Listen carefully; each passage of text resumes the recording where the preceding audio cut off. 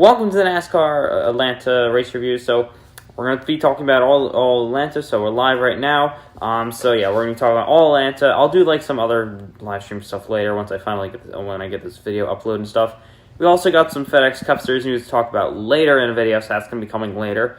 It's not news, but it's like some stuff we got to talk about for the FedEx Cup Series. So it involves NASCAR E5, and you probably already, if you're in the series, you probably already know how that's going to go. So, we're going to talk about Atlanta a little bit today. So, today's race in Atlanta, it was kind of weird. It felt like it was like two races. Joey Logano led the entire first stage, led every single lap.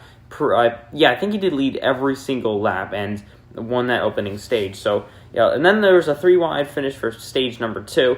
And Austin Cindric was able to get that one. And obviously, Joey Logano won the race. So, Penske absolutely dominated today.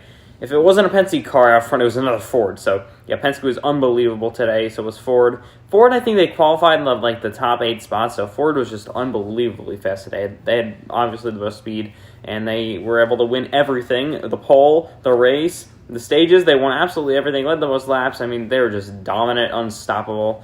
And, yeah, it was pretty incredible for Ford. So, so we're going to just talk about that a little bit more today. I don't know, we got to wait for some more people to join here today, but yeah, I'll be reposting this still, though.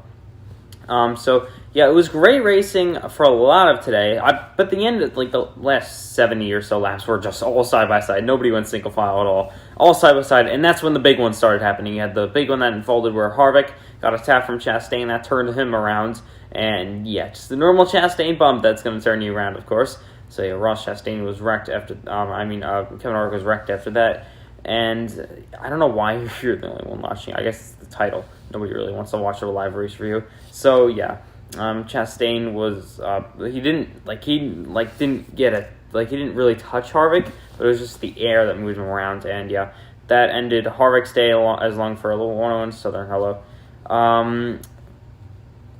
Truex obviously, but he was not up there at all. So because the fueling issues and stuff, we'll talk about that. That's Truex issues, of course. Truex had a good race. I feel like he was very competitive. Ran up to the top 5 for a bunch of today, but yeah, just that had that issues at the end with the fueling and all that stuff. That's annoying. So so that's what happened. Truex, and we'll get back to the racing stuff. So, but then it was like a choo-choo train for all stage 2. I don't know what to score this race even when we're going to get down to that. So you had the big ones. You had all that different stuff. You had a bunch of backmarkers running in front, I feel like. So Corey LaJoie definitely was the one that running in front. He got a P4 finish, a top 5 for LaJoie. I mean, this is 3 Atlanta races in a row where he's up in the top 5 in contention to win the race. So it was obviously a final lap pass too. Logano made the final lap pass on Brad Keselowski. Shockingly, we didn't have any overtime or anything like that for like the first time ever in Superspeedway history, I feel like.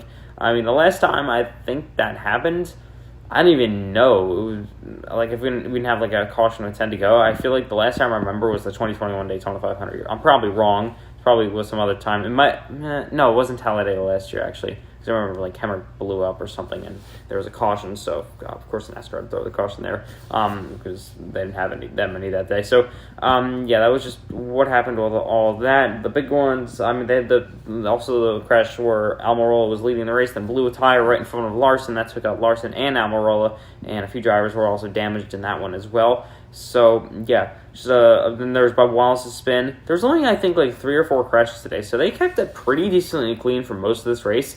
I was so shocked that they, in the last like 40 or so laps, they didn't wreck at all. I thought they were done. Like, they're racing side by side with like 35 to go. I thought they were done.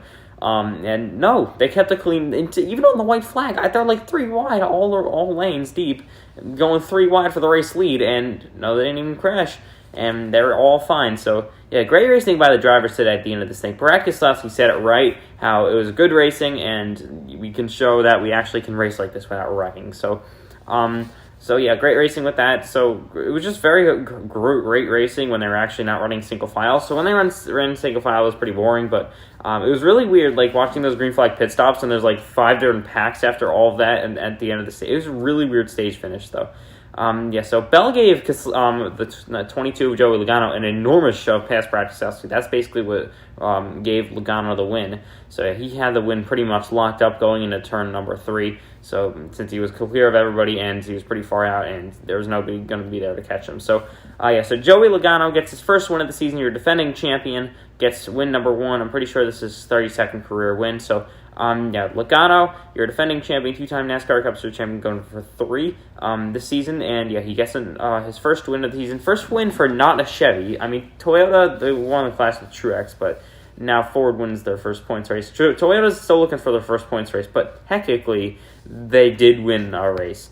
So we got some more people joining on now. They technically did win the race with Truex, but LaJoie's might win in July. Unless Chase Elliott comes back and wrecks him again. So, yeah. Also, there's cursed image, like I saw, where Josh Berry is in Chase Elliott's driver suit. So, it's got all the Napa colors. That's just wrong. I hate the way that looks. So, with Josh Berry. So, so just a pretty good race overall today. Pretty good racing. And, just when they weren't single file, it was pretty good racing. So, I don't even know what to score this race, though, because it was like the single file stuff was boring, but then you had incredible racing for the rest of it. So, I don't know. I'm going to give today's race at Atlanta an 85 out of 100, so I'm going to give it that. It would have been like probably 95 or maybe even 100 if they raced like this all day long, because the racing was incredible when they weren't running single file. So, yeah, Atlanta Motor Speedway, say what you want about the new configuration, but we had really great racing today when they weren't single file. So if we could just not keep it single file the entire, a lot of it, so this would be probably the best race of the season. So, but yeah, that'll just wrap it up for this on the video. So I've got to repost this. I'm also going to end the stream. I might do another stream later. I don't know. So, but yeah, it's going to be a pretty short race for you. So yeah, that'll wrap it up. Thank you guys for watching. Like, subscribe, and I'll see you guys in the next video. Goodbye.